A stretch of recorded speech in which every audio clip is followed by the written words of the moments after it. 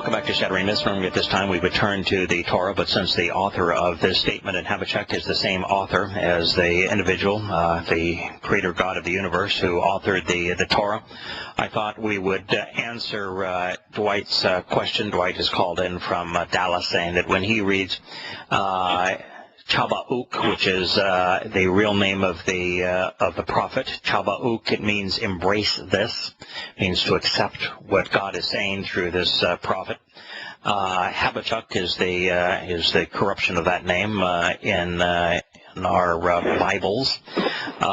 If you look at the second chapter, the 5th verse. Now, I am by citing this, Dwight, I want you to know that I have a standing rule, which is I never ever quote anything Yahowah says out of context. Ever. And that is because context is the key to understanding. So in questioning Paul, you will find the entirety of the first and second chapters of Chabauk cited, so that every aspect that can be gleaned from the context of the prophecy is known. And when you do that, what you find is that God is specifically addressing a lone male individual, and that this individual is someone who will make himself known during the time of the Moed. The Moed are explained in the 4th day of creation, and throughout the Torah, the Moed are the 7 invitations to meet with God. The first 4 of them were fulfilled in year 33 CE, which was year 4000 Yah. And then it says the understanding of this will be known in the last days. And then regarding this individual, God has much to say that is all incriminating of a singular individual, and that would be the author of half of the Christian New Testament, the person who chose the name Paulos, which means lowly and little in Latin, but was born with the name Shaul. Paul admits that he was born with the name Shaul twice, and he does so specifically when he sees the flashing light that was actually Satan on the road to Damascus. So this is what God has to say about him in the 5th chapter, which is the place where Shaul was listed by name. And I would also tell you, just as a prerequisite to reading this to you, Dwight, is that in every book that I write, since I go to the oldest extant sources of what is cited, in this case the Dead Sea Scrolls, to present what is being read, that I encourage everyone to investigate for themselves. I don't want anyone to trust me. I want instead everyone to be able to go through the process of learning for themselves, to be able to verify for themselves. So in everything that I quote, I provide each of the Hebrew words so that you can look them up in a lexicon. And so there's 2 things that you need to be able to verify these, and both are available free online. One is 1 or more Hebrew and English interlinears, so that you can check that I have properly presented the words as they are transliterated from Hebrew to English, and second, so that you can look up each of those words in a Hebrew-English lexicon or dictionary. And you can do both of those things. So this reads, moreover, from off, because from key, the intoxicating wine and inebriating spirit from Yain, of the man Geber. Geber is an individual human being, male, of deceptive infidelity and treacherous betrayal, Bagad, is a high-minded moral failure. Yair is arrogant, meritless, and presumptive. He will not find rest, peace, nor live. Wallo na'ah. He will not succeed or achieve his aim. Whoever is open to the broad path, Ashir Rakad, the wide, opportunistic, and improper way, associated with, from Ka, Shaul. Now, Shaul is written exactly as you would find not only this Shaul, the individual known as Paul, but it's written identically to the Shaul that the Israelites long ago chose as their king, to which Yahowah was adverse. It is Shaul. It is the personal and proper name of the individual that God is speaking of. And the name means, in Hebrew, to question him. Now, in English Bibles, you will sometimes see this Shaul written as Sheol. Now, the reason that they do that is they don't want, most Bibles are published by Christian publishers, and they don't want to condemn their New Testament, so they change it to Sheol. Now, the problem doing that is that Sheol is not the name of a geber, of a man. Sheol is a place. Sheol is the place of the dead. It's the place of questioning, which has been corrupted using the Hebrew word hell. So Sheol is the actual name of the place known as hell. But that place is not a man, which means that that pronunciation of these letters is improper. So it has to be Shaul. Then it continues. He and his soul are like the plague of death. This is from Q, which is he, third person, masculine, singular. And his soul, nephesh, are like from Ka, the plague of death, maweth, a pandemic disease which kills a large population of people. And so, from Wa, those who are brought together by him, accepting him, a kaf el, will never be satisfied, lo saba, will never find contentment or fulfillment. Most every Gentile, goyim, will gather together unto him. This is from kabatz el, all of the people from different races and nations, kol ha goyim. So here, God is talking about the broad way of the religion that was born out of Paul's words, Christianity, of which Yahowah speaks about in the Sermon on the Mount, saying that that broad path leads to death. And he says that broad path is associated with Shaul. And anyone who accepts it, who associates with it, with this man of treacherous betrayal, will find no satisfaction. And he specifically refers to Gentiles who have been brought together by him, who have accepted him, saying they will never be satisfied or find contentment or fulfillment in his promises. Those are the words. Dwight, I hope that's helpful, and I would encourage you, once you have the opportunity to read it, to verify that all of those words are in fact in the Hebrew text, that I omitted no words, that I added no words, and that I properly conveyed the words. And then I would encourage you to look up each of those words in a Hebrew lexicon or dictionary to verify that they are properly translated. And if they are, that's it. Chapter 5 there? Pardon? What chapter? That is the second chapter, the fifth verse. Now, so that you know, it is set into a context where every reference in that context is condemning of a lone individual, Paul. Okay.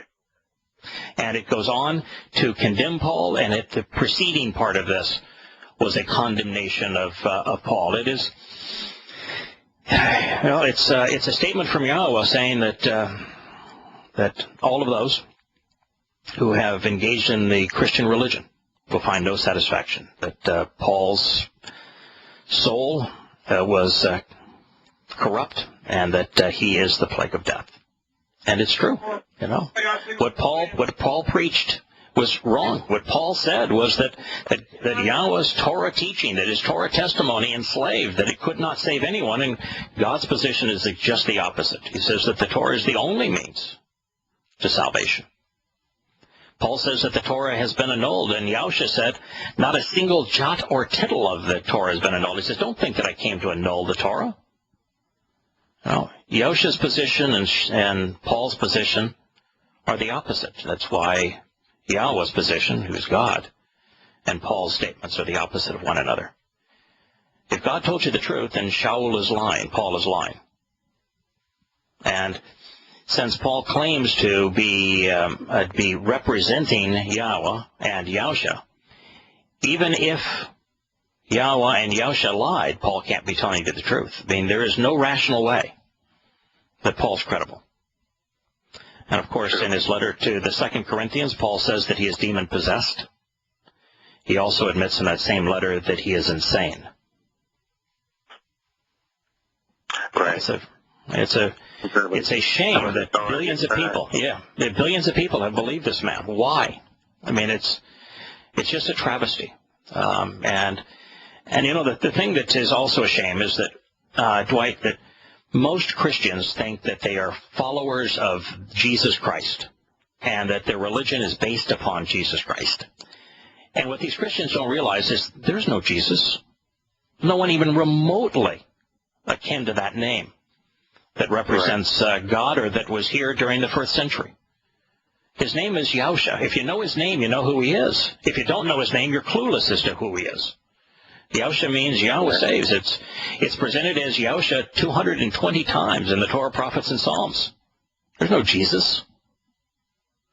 You know, and Christ isn't even a reasonable translation of the Hebrew title, and it's a Hebrew title, not a Greek title, which means we should never have transliterated the sound of the Greek. You know, his title is Masayah. It means the implement doing the work of Yah. Right. And if you're a follower of Yahowah, since he was resolutely Torah observant, you have to be Torah observant. And the moment you're Torah observant, you can't be a Christian.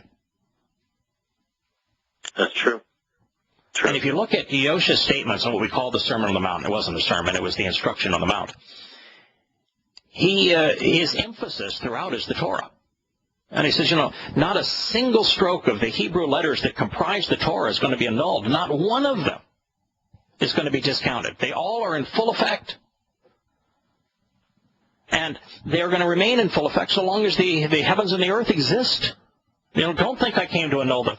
He's telling you that everything that Paul would say is a lie. And then he even ends it by saying, you know, all those people that are calling him Lord, Lord, not one of them calling him Lord is going to enter heaven. And the reason is that if you know God as Lord, you don't know God. Because Lord is the adversary. Yahweh's position is he wants to be dad, just father of the covenant. And so if you're calling him Lord, you don't know him. And he says, get away from me, all of you who are without the Torah. The Torah is the means to salvation. It's God's guidance. It's the path to home. It's the means to empower the promises of the one and only covenant. So, Dwight, I'm really glad that you asked your question, and I hope I've done justice to it.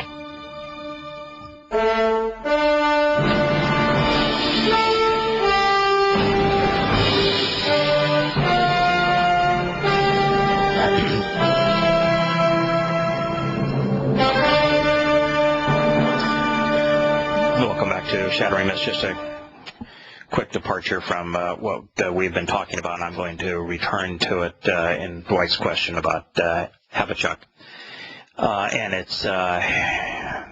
its influence on the religion of Christianity, because it completely destroys the myth that Paul was a spokesperson for God and that the religion of Christianity is a means to salvation. Over this weekend, the Philippines were hit by the strongest storm in recorded history. And the impact appears to have been absolutely devastating. And we were talking over the break that these storms, while they do have a tendency to ravage the Philippines and Indonesia, but I don't think there's any place that receives the brunt of more storms than does the United States, particularly the south central or the central part of the United States, with the tornadoes, of which the most recent plague has been more deadly and more devastating than any other swarm of tornadoes in recorded history. And there's been a 10-year assault of massive storms, most of which have hit the United States over the past 10 years. And we also know that tsunamis and earthquakes are also growing at an exponential rate. There have been more 8 and higher Richter scale earthquakes and more resulting tsunamis than any other time in recorded history. We share this because the Habakkuk prophecy, Yahowah said that the testimony that it reveals and the information, the enlightenment, would be for the last days. Yahusha also speaks of the last days, and he says that they will be known for the birth pangs, which means greater frequency and greater intensity of megaseismos. And megaseismos includes tornadoes, hurricanes, earthquakes, and tsunamis. So it's a tragedy. It's not an act of God. God did not create this horrible storm. But he has seen our future, and he told us in our past what we should expect in the last days, and we are indeed enduring it. He also added to that list worldwide terrorism. He added to that list a world war, which we have recently recently encountered, and a number of plagues, both pandemics as well as famine-oriented, in addition to these megaseismos or terrible storms. I'm going to share the next statement from Yahowah, Dwight, because it is so appropriate, and the name of the show is Shattering Myths. There is no myth more important to shatter, particularly for the listening audience to this program, than the myth that Christianity is a valid religion, it is certainly a religion, but just God is opposed to religion, and that Christianity has or can save anyone, because it never has and never will save anyone. It condemns those who promote it, and it victimizes those who succumb to it. This is what Yahowah said through Habakkuk, Chaba'uk, embrace this, following the statement I read from 2:6. This is from 2:5. This is now 2:6. It begins by saying, they do not ask questions, any of them, about him. Shaul means to question him. That's what Shaul means. And so he's playing off that meaning so that you understand I'm talking about this individual, and it's critical that you question him. It says they do not ask questions, any of them, about him. Terse references to the word they lift up as taunts to ridicule. Almost everything that Shaul does in his letters is he says it is written, and then he takes a terse reference, which means he truncates something that God says, and then he misquotes it, and then by truncating it, taking it out of its context and misquoting it, he uses it to taunt and ridicule what God actually said. In fact, the passage that preceded the one I cited to you in 2:5 is actually a statement that Paul did that very thing to. In fact, twice. In his letter to the Galatians, another time in his letter to the Romans, he says that he uses it to say that the Torah cannot save, that the Torah cannot make righteous, when that's not what the statement means at all, not even close. And so God is saying that they don't ask questions about him, any of them about him. Terse references to the word, instead they lift up as taunts to ridicule. This is from Marshal Nasa, along with elusive sayings and mocking interpretations. Malishka. This is precisely how Paul has written his letters. He's telling you, if you look at his letters, his interpretations are designed to mock me. That he's just taking truncated references from the word to taunt and ridicule me. And yet, in spite of this, no one questions him. Oh, there's more to it, and we'll continue in a moment.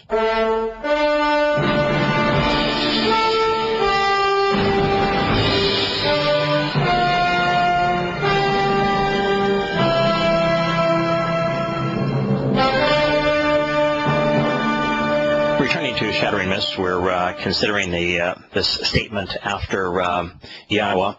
Specifically condemns Shaul as being treacherous, being a man of betrayal, of being intoxicating, and of being the plague of death, specifically with his outreach to Goyim, to Gentiles, which he claimed for himself. The next statement is that they do not ask questions, any of them, about him. Shaul means to question him. Terse references to the word they lift up as taunts, along with elusive sayings and mocking interpretations, and that is the basis of Paul's argument. His entire argument against God and against the Torah is terse references to the word, lifted up to ridicule along with elusive sayings and mocking interpretations. It's a perfect summary of Galatians and Romans, which form the bedrock of Pauline doctrine and thus the religion of Christianity. There are hard and perplexing questions which need to be asked of him. And indeed there are. Like, how could someone who claims to speak for God consistently contradict and demean God? And they should say, woe to the one who claims to be great so as to increase his offspring, acting like a rabbi, which is what Paul did. Neither of which apply to him. For how long will they make pledges based upon his significance? It's tragic. It is so obvious that Paul lied, that Paul was a false prophet. And yet, Christians are unwilling to question. The moment you start to question Paul, Dwight, as you know, Christians have an absolute tizzy fit. They accuse you of being satanic. And yet, when you look at Yahowah's statements, I'm sure you're familiar with Yahowah's open letters in Revelation. The first is to the Ephesians, to the called out assembly in Ephesus. Are you familiar with that, Dwight? Yes. Well, in that, Yahowah says that the thing that he is particularly pleased with is that the called out assembly in Ephesus did not fall and did not succumb to the false apostle. And he goes on to explain why it was so important that they did not believe the false apostle.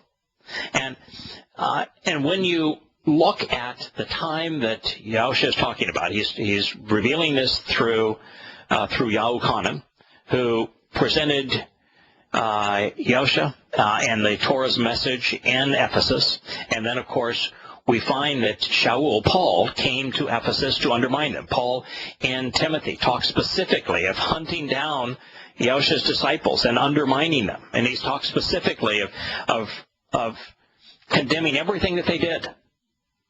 And so there is one person who specifically admits that he was there, that he came in with his posse, with leading Timothy to fight the battle against the disciples on his behalf, with a totally contrarian message. There's only one person who fits that description of the false apostle, and it's Paul.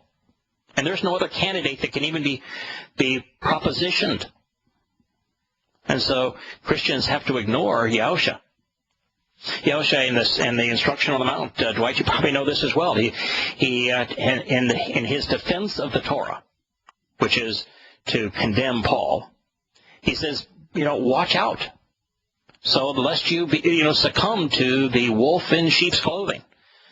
Paul twice admits that he was a Benjamite, which Yahowah says is the wolf.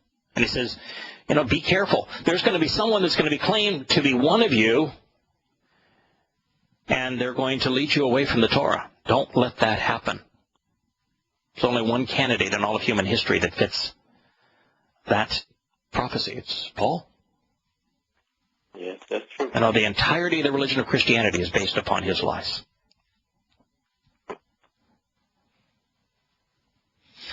Dwight, have you read the original version of Questioning Paul, or are you just beginning to consider the rewrite of it? I've begun reading. I haven't made it more than just the first part of the first chapter. Okay. But I've been listening to your program since July. Yeah. Okay. Well, thank you. I encourage you to continue to listen. And also, if you want to really focus on the Chabauk statement, for the past 4 or 5, maybe even 6 Fridays, I do a Shabbat Sabbath scriptural radio program on Yahowah Radio. And if you Google Yahowah Radio, it'll take you right to the site. And the last 5 or 6 Friday evening programs have been devoted entirely to Chabauk and Habakkuk. So listen into them. It'll give you a lot of insights on them. and I think it will help you in your study. And Dwight, I just want to encourage you. You know, the right choice is to seek to know God and question those things that are opposed to Him. And if you are devoted to doing that, my friend, you're going to end up in the right place, which is the covenant. I have gone all the way back to the October the 4th Shabbat session on the Fridays. I have been listening. Yeah. Oh, good. I don't know if you start for October the 4th, but I know I've been back to October the 4th and listened for. Good.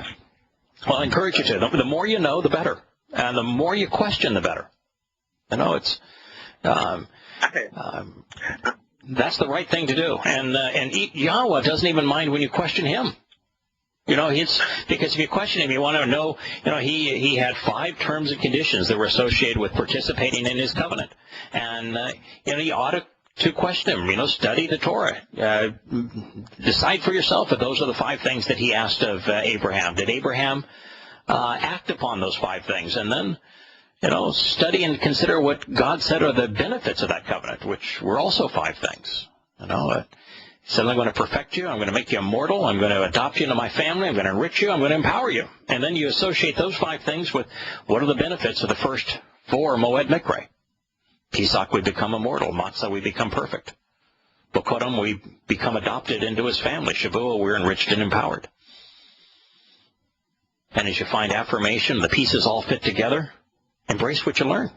Share it with your family. Now, I had attended Passover and Pesach. It was under another, another organization, and you know, since then I've found they were testing incorrect teaching, so I don't even know if those apply to me. So I have to. Okay.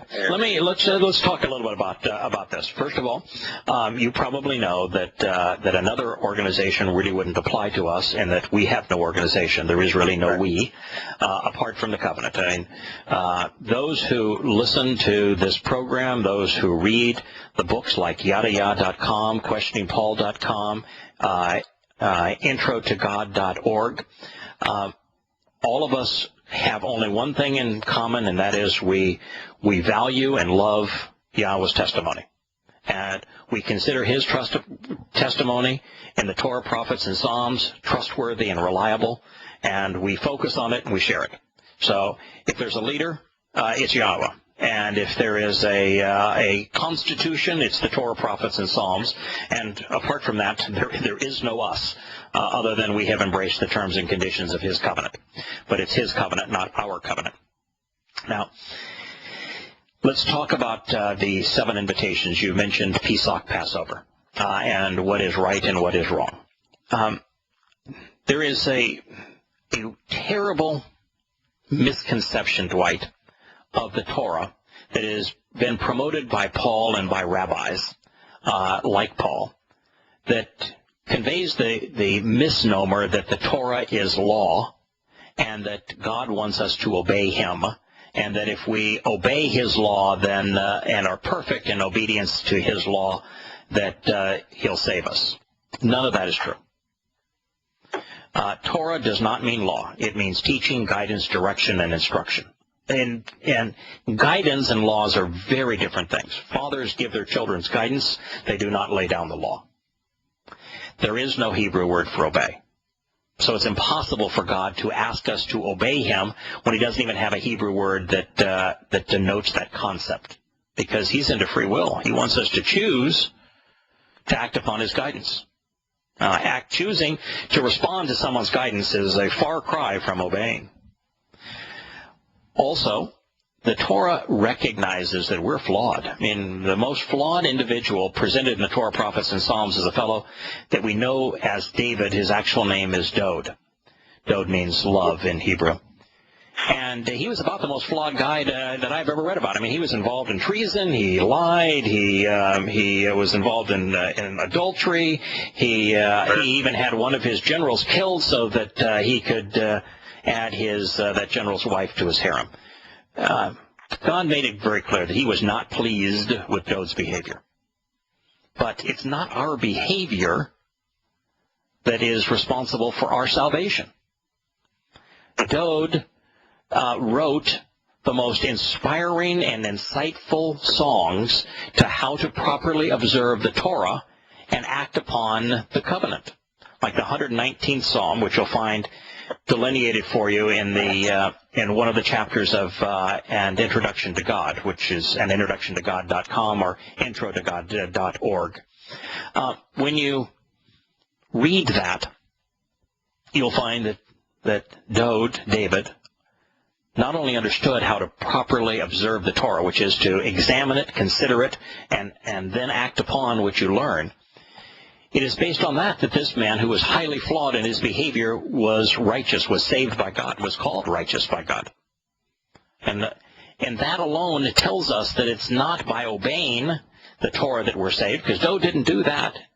It's by observing it, coming to know Yahowah through it, coming to understand what he's offering because you've studied it, and then responding to his offer. And so the covenant, which is the purpose of the Torah, is its benefits are enabled by these seven invitations to meet with God, Dwight. And it's not about how you do them, but just simply about answering the invitation and capitalizing upon them. Asking Yahowah, while you're in the midst of them, to bequeath you with their benefits. And when you answer the invitation to meet with God on Pesach, Matzah, and Bakurim, which are 3 successive days in the spring, then the response that God has to you answering an invitation and meeting with him is to make you immortal, perfect, and his child.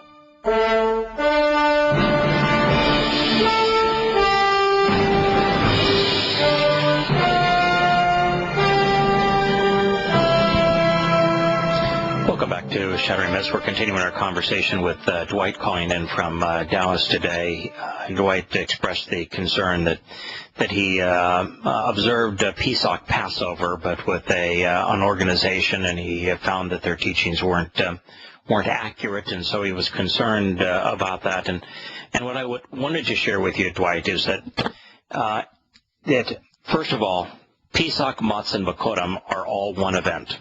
And they should be looked at one event, because if you were just to celebrate Pesach and not Matzah and Bakurim, it would actually have a counterproductive result. You'd become immortal, but unperfected, and thus eternally separated from God. So they're all one event, so that God can make you immortal, can perfect you, so that you can enter his company, and then adopt you on Bakurim, firstborn children. That said, and even speaking of Shavuot, which is the promise of seven Sabbaths, 7 times 7 plus 1 days later, it isn't. I just don't want you to be concerned that you have to do exactly the right thing on exactly the right day, or you don't get the benefit from these things. The very fact, Dwight, that you know that these are important dates to Yahowah, the very realization that from an attitude point of view, you want to meet with him and capitalize on his way, and that you know this is important, you're 90% of the way home. And if you would like to have a more complete understanding of what these 7 days represent, we've spoken of the first 4, the next 3 are Teruah, which is to be Yahowah's troubadour, to share exactly what we're sharing now. And then the Day of Reconciliation, Yom Kippur, Yom Kippurim, because it's reconciliations, plural. And then shelters, which means to camp out with God, which is the result of these 6 steps lead to the 7th, which is camping out with God, returning to the Gideon's experience in the Garden of Eden. That the moment you come to understand what these days represent, what Yahushua came to do relative to these days, what God is offering you, when you make the connection between these days and the promises of the covenant, then everything falls into place. You at that moment that you embrace them, come to know what God is saying and what he's offering, and you capitalize upon it. You receive the full benefits of the covenant. And if you just like to develop your understanding of these days, we've not only talked about them on this program in depth, and you can find archives on Yahowah, radio that goes into depth on these days. But in addition to that, there's an entire volume of Yahowah. If you go to Yahowah.com, there's an entire volume of books devoted to presenting the Moed Mikre, these invitations to meet with God, and explaining what God has to say about them, what they represent, and so that you can understand them and capitalize upon them. So it's a lot to read, a lot to understand, but I guess the most important thing is I want to tell you that if you're moving in that direction and this is something you want to do, then you're 90% of the way home. And I also want to convey that do not be uptight about understanding them perfectly or doing something perfectly. That's not God's intent.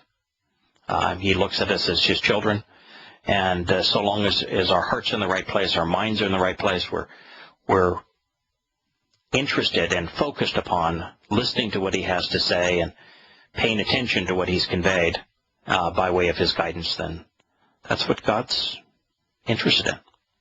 And it sounds to me, Dwight, like you're there. Yeah, I had called into your show back, I think it was at the end of September, about the black Jews that had there. Right. I recall your call. We were talking about the Falashas, at least there is a group of people who have Yehudim, Yisraelite DNA. They're called the Falashas. They live in Ethiopia. But there is a movement in America of people who are erroneously associating themselves racially with Yehuda and Yisrael, as if their race played into their message and their salvation. What I did is I warned you against associating with them or listening to them. Yisrael is important to Yahweh. Yehudim, which means related to Yah, is important to Yahweh.